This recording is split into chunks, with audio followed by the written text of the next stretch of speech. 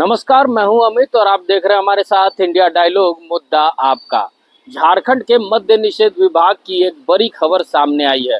जी हां, झारखंड कैबिनेट की आज बैठक हुई है और झारखंड कैबिनेट में कुल 17 प्रस्तावों पे मुहर लगी है और 17 प्रस्तावों में से सबसे अहम जो बिंदु थी वो थी झारखंड की नई शराब नीति। जी हाँ, झारखंड की नई शराब नीति बन चुकी है। अब नई शराब नीति के नियमों के अनुसार झारखंड सरकार थोक विक्रेता के रूप में होंगे और जो खुदरा विक्रेता होंगे वो आम जन होंगे।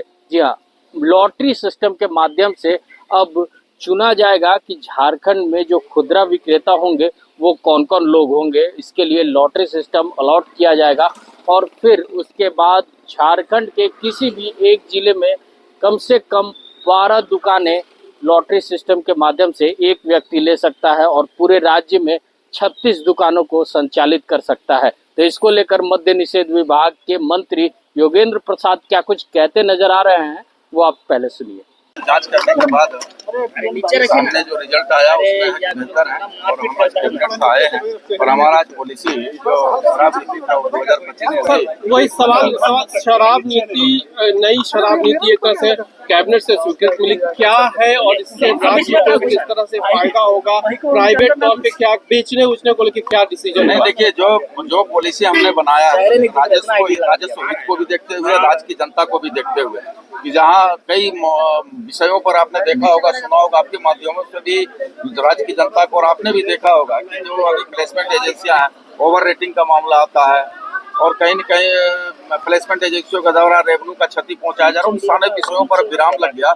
अब नई पॉलिसी में प्राइवेट जो निजीकरण की ओर जा रहा है तो निश्चित तौर पर राज्य का राजस्व बढ़ेगा और बेहतर शराब, गुणवत्ता रहित शराब भी लोगों को मिलेगा। शिकायत रहती है ओवर प्राइसिंग का, कुछ लोग बोल रहे थे कि उसको लेकर तो खत्म हो गया।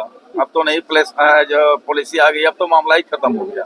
अब तो उसमें कोई चर्चा परिचर्चा रह नहीं गया। तो रिटेल अब प्राइवेट, अब निजी हाथों का रिटेल बिक्री होगी। तो राजस्व का कितना बढ़ोतरी देखते जाइए। 2709 करोड़ 24-25 में दिया, इस बार 4000 करोड़ का लक्ष्य पार करेंगे हम लोग। एक महीना का अवधि में हम सारे प्रक्रिया। राजस्व का कितना लक्ष्य रखा गया नई शराब नीति के तहत सर? देखिए, सरकार अभी 3000 करोड़ रुपया की राजस्व का लक्ष्य रखा है, लेकिन हम उसके ऊपर जाने की तैयारी करेंगे। तो देखा आपने कि झारखंड सरकार के मंत्री क्या कुछ कहते नजर आ रहे थे।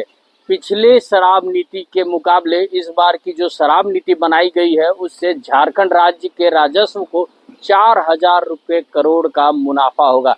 तो ऐसे में अब दुकानदार जो खुदरा विक्रेता है वो झारखंड की जनता को अंकित मूल्य पर शराब बेचते हैं या फिर उससे ज़्यादा वसूलने की कोशिश करते हैं, ये पैनी नज़र रखनी होगी झारखंड के मद्य निषेध विभाग को। ऐसे ही तमाम खबरों के साथ जुड़े रहने के लिए हमारे चैनल को लाइक एंड सब्सक्राइब जरूर करें। अमित कुमार, इंडिया डायलॉग मुद्दा आपका।